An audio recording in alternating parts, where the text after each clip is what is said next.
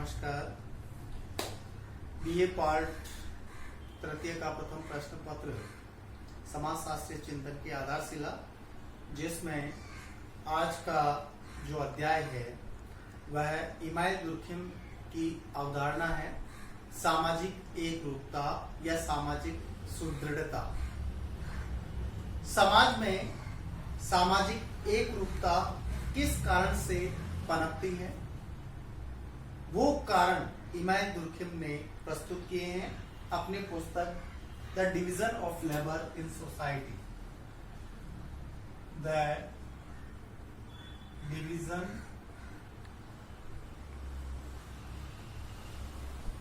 Of labour in society, ये 1893 में लिखी गई पुस्तक है। इमानुएल दुर्खिम ने कहा कि समाज में श्रम विभाजन जब होता है तो ऐसी स्थिति में सामाजिक एकरूपता भी प्रदर्शित होती है। जब जनसंख्या वृद्धि होती है तो नवीन समूह का निर्माण भी होता है। आवश्यकता बढ़ती है तो संबंध भी अन्य लोगों के साथ में रखना पड़ता है, यानी कार्यों का जो बंटवारा होता है उस समय हमें एकता देखने को मिलती है। इसी सामाजिक एकता के लिए इमानुएल दुर्खिम ने कहा कि हम इसको इस रूप में देख सकते हैं, जैसे हम अपने मित्रों के साथ में संपर्क स्थापित करते हैं, उन्हें दोस्त इसलिए बनाते हैं क्योंकि हमारे में कुछ कमियां होती है, उन कमियों की पूर्ति अपने मित्रों के साथ में जो है हो सकते हैं, क्योंकि यहाँ समानता और भिन्नता दो चीज है। आपके विचार बिल्कुल मिल रहे हैं, ठीक है, लेकिन आप भिन्नता इस रूप में है क्योंकि आप में कुछ कमियां हैं और उन कमियों की पूर्ति आप अपने मित्रों में देख सकते हैं और उनकी पूर्ति वहां कर सकते हैं। तो इस रूप में थोड़ा सा इमानुएल दुर्खिम ने कहा कि वैवाहिक जो स्थिति है उसमें भी सामाजिक एकता नजर आती है। जैसे स्त्री और पुरुष का एक होना, उसमें भी सामाजिक एकता स्थापित हो रही है। जैसे पुरुष एक बौद्धिक रूप में है तो स्त्रियां जो है वो गृहिणी के रूप में है। तो यहाँ दोनों महत्वपूर्ण कार्य है, यहाँ सॉलिडेरिटी नजर आ रही है। इसलिए इमानुएल दुर्खिम ने इस एकता के लिए दो बात प्रमुख रूप से कही है कि यहाँ एकता स्थापित करने के लिए जो है कानून महत्वपूर्ण होता है, और यह कानून दो रूप में हो सकता है।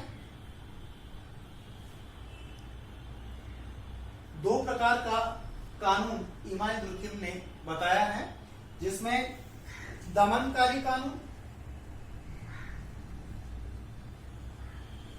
और होता है प्रतिकारी कानून।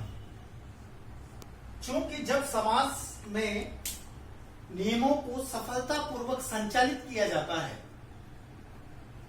तो उन नियमों में कुछ न कुछ कहीं न कहीं व्याधि भी आ जाती है, या कह सकते हैं कि समाज में व्याधि आना, लेकिन उस व्याधि को नियंत्रित करने के लिए कानून जैसी व्यवस्था होना जरूरी है, और यह कानून दमनकारी और प्रतिकारी के रूप में हो सकती है। दमनकारी कानून जो है किसी व्यवस्था को, यानी जैसे समाज में अपराध है तो उस अपराध को बिल्कुल नष्ट कर देना, जहां से आई जड़ से समाप्त कर देना। दंड, शारीरिक कष्ट इसमें सम्मिलित होता है दमनकारी कानून में, और नहीं भी हो सकता, दोनों चीजें हैं, लेकिन यह कष्टकारी स्थिति है दमनकारी में। यांत्रिक समाज जो है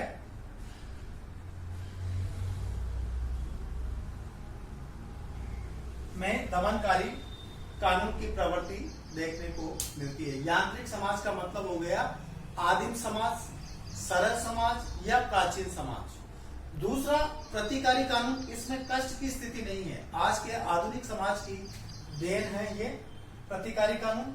यहाँ आधुनिक समाज, यांत्रिक, ये इसको बोलते हैं आधुनिक या सावयवी समाज।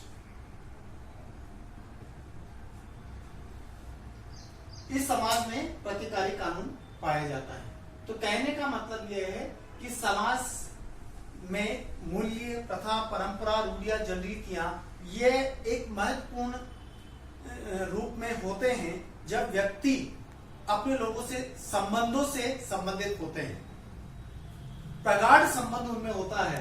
तो वहां जो है आदिम समाज में देखा जा सकता है दमनकारी कानून। आज हम सामाजिक एकता के इसी आधार पर जो बात करेंगे वो है यांत्रिक एकता। इमाम तुर्कीम ने यांत्रिक एकता की बात उस समाज के लिए कही गई है जिसमें सदस्य संख्या बहुत कम है, या जो प्राचीन है, जहां धर्म का महत्व ज्यादा है, और वैयक्तिकता के साथ में लोगों में संबंध पाए जाते हैं, यानी व्यक्ति व्यक्ति के साथ में संबंध देखने को मिलते हैं। यांत्रिक एकता प्राचीन समाज या सरल समाज या आदिम समाज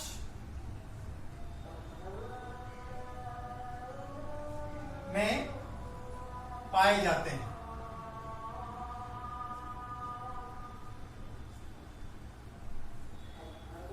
चूंकि यहां जो नियम हैं वो कठोरता पूर्वक होते हैं, व्यक्ति को नियमों का पालन करना पड़ता है, और ये नियम जो होते हैं वो नैतिक नियम होते हैं। नैतिक नियमों का पालन व्यक्ति को करना पड़ता है, और यदि वह नैतिक नियमों का उल्लंघन करता है तो उसके लिए दंड भी दिया जाता है। क्योंकि यांत्रिक एकता में जो है ये विश्वास किया जाता है कि मैकेनिज्म लोगों के साथ में जुड़े हुए हैं, और यदि इस एकता को कोई खंडित करने की कोशिश करेगा तो उसको दंडित किया जाएगा। इसका कारण है कि ये यांत्रिक एकता है वो सामूहिक चेतना का परिणाम है। क्योंकि नैतिक नियम जो है समूह के आदर्श हैं, और इन आदर्शों का व्यक्ति उल्लंघन नहीं कर सकता है, क्योंकि ये आदर्श किससे बने हैं? सामूहिक चेतना के आधार पर इन नैतिक नियमों का जो है निर्माण हुआ है, और सामूहिक चेतना का व्यक्ति उल्लंघन नहीं कर सकता है। कहने का मतलब यही है कि यांत्रिक एकता जो है वो नैतिक नियमों पर टिकी हुई है, और इसके अंतर्गत अगर हम बात करें तो इसी नैतिक नियमों का पालन करना सब समूह के सदस्यों के लिए आवश्यक भी है और अनिवार्य भी है। यदि ऐसा नहीं होता है तो समूह के लोगों में सामूहिक, यानी कि इसमें वे व्यक्तिगत जो हित है, व्यक्तिगत हित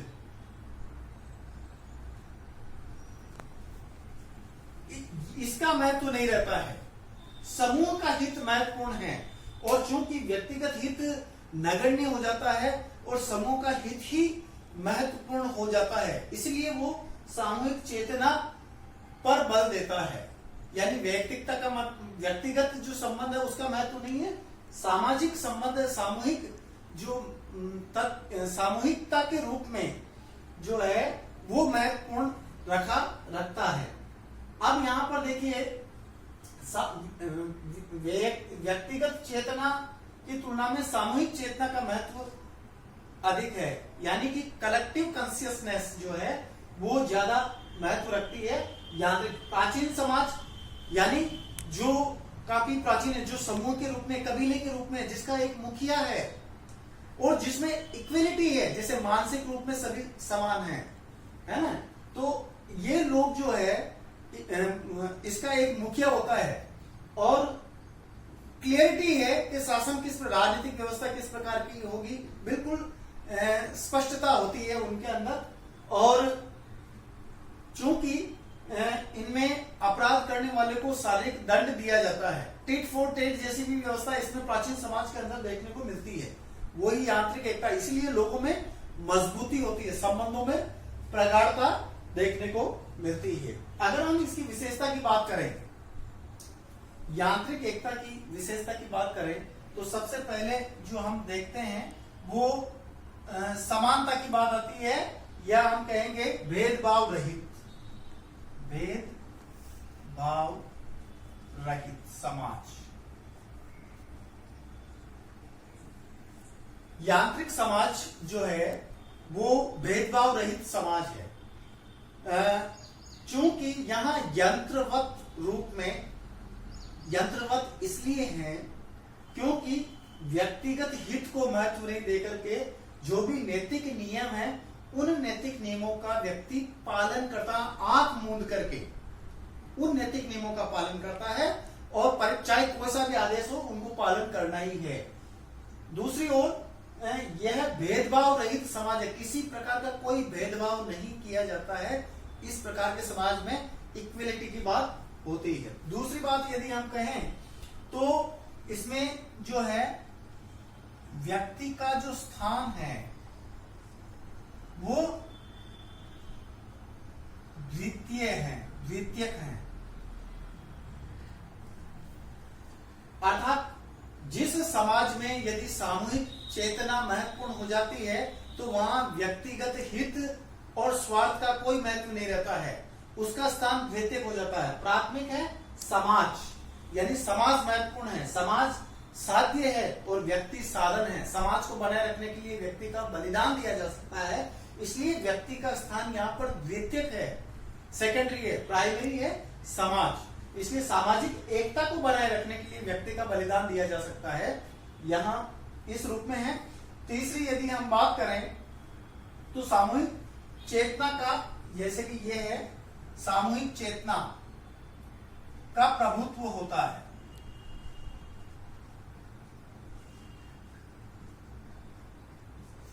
यांत्रिक समाज में, यानी आदिम समाज या प्राचीन समाज के अंदर सामूहिक चेतना महत्वपूर्ण होती है, क्योंकि यह निर्धारित होती है नैतिक नियमों के आधार पर, क्योंकि यह आदर्शवादी होते हैं और आदर्शवादी या नैतिक नियमों का उल्लंघन व्यक्ति नहीं कर सकता है, और इसीलिए इसे कलेक्टिव कॉन्शियसनेस माना गया है, सामूहिक चेतना का रूप माना गया है। तो सामूहिक चेतना यांत्रिक एकता की एक महत्वपूर्ण विशेषता रही है। चौथी अगर हम बात करें तो इसमें दमनकारी कानून,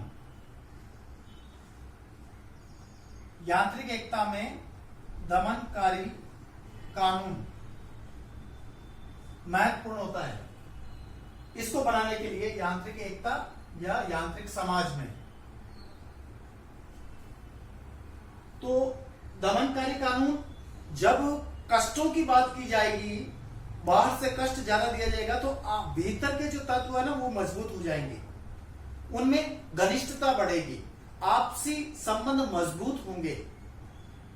जब जब भी नैतिक नियमों और सामूहिक चेतना का उल्लंघन होता है तो उनको दमनकारी कानून के आधार पर अपराधी को सजा, ऐसा नहीं कि केवल इसी में यांत्रिक समाज में ही सजा का प्रावधान है, बल्कि आधुनिक समाज के अंदर भी सजा का प्रावधान है, या विश्व का ऐसा कोई भी समाज हो जो भी समाज के नियमों का उल्लंघन करेगा उसके लिए दंड की व्यवस्था की जाएगी। लेकिन यांत्रिक एकता को बनाए रखने के लिए यांत्रिक समाज में दमनकारी कानून एक महत्वपूर्ण कानून होता है जो कष्टकारी हो सकता है व्यक्तियों के लिए। पांचवी यदि हम बात करें तो इसमें नैतिकता,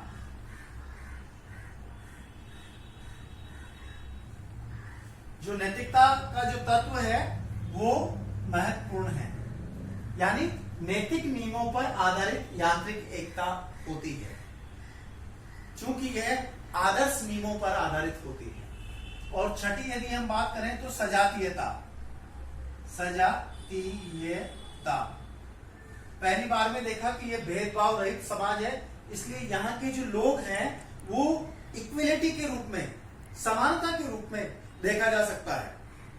हर व्यक्ति को जब कोई प्रथा परंपरा जो होती है तो उसमें इक्विलिटी नजर आती है, फिर भी लोगों में एक ही रूल्स का पालन एक मैकेनिज्म के रूप में करते हैं, उनमें किसी तरह का विभेद नहीं होता है। इस रूप में ये सजातीयता होती है। अगर हम राजनीतिक संगठन की बात करें, यांत्रिक समाज में राजनीतिक संगठन, तो राजनीतिक जो संगठन है इसमें न्याय और दंड की व्यवस्था की गई है, लेकिन साथ में किसी समूह का जो मुखिया है उसके पास में ये सारी शक्तियां मौजूद है, और वह मुखिया जो है लोगों से जिसने भी अपराध किया है तो उसकी बात को सुनेगा और उसकी आधार पर उसने जो भी कार्य किया, अपराध किया, उसी अपराध की नेचर के आधार पर उसे दंडित किया जाएगा। यानी राजनीतिक संगठन के अंतर्गत केवल एक ही व्यवस्थापिका, कार्यपालिका, न्यायपालिका एक कबीले के अंदर निहित होती है।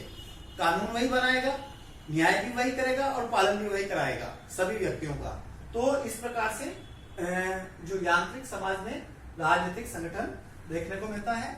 आर्थिक संगठन की बात करें, आर्थिक संगठन,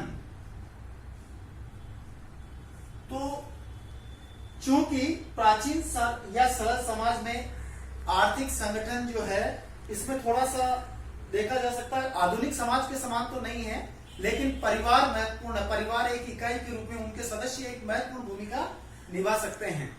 यानी सभी व्यक्तियों का इसमें महत्वपूर्ण स्थान, जैसे एक साधारण सी बात है कि हमारे संयुक्त परिवार व्यवस्था है, उसमें 5 व्यक्ति काम करते हैं, 3 काम नहीं करते हैं, लेकिन उसमें हिस्सा वही होता है। तो यहाँ पर इकोनॉमिक कंडीशन के आधार पर देख सकते हैं कि उत्पादन की प्रक्रिया में परिवार और समुदाय के सभी लोग सम्मिलित रूप से भाग लेते हैं, और इसमें जो है केवल व्यक्तिगत मामला नहीं होकर के सामूहिक रूप से जो है इनकम मानी जाती है लोगों की। और 9वां अगर हम बात करें धार्मिक संगठन की,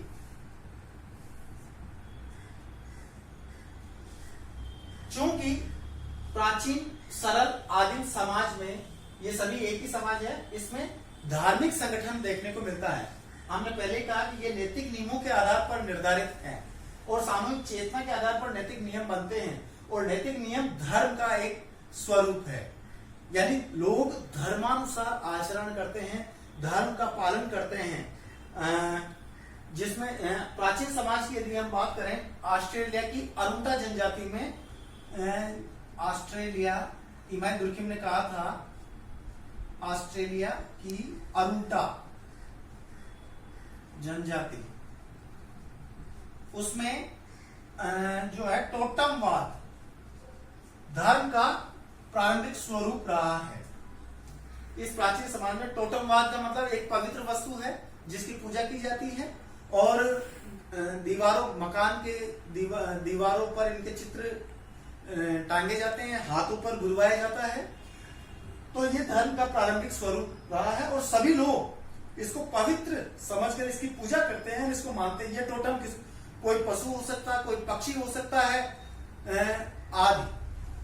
और अब यहां बात करते हैं इस व्यवस्था यानी यांत्रिक एकता जो है बनाए रखने के लिए, अगर हम कहें कि यदि कोई व्यक्ति अपराध करता है यानी नैतिक नियमों का उल्लंघन करता है, सामूहिक चेतना का विरोध करता है, इसके विपरीत कार्य करता है, इन सभी विशेषताओं के विपरीत अपराध का कार्य करता है, तो उसके लिए जो है दमनकारी कानून उपयोग में लाया जाएगा। यानी अपराध करने वाले लोग के लिए जो है दंड की व्यवस्था की जाएगी। यानी व्यक्ति अपराध कर रहा है तो दूसरा अपराधी व्यक्ति के लिए दंड की व्यवस्था। अपराध सामूहिक भावनाओं का आघात है।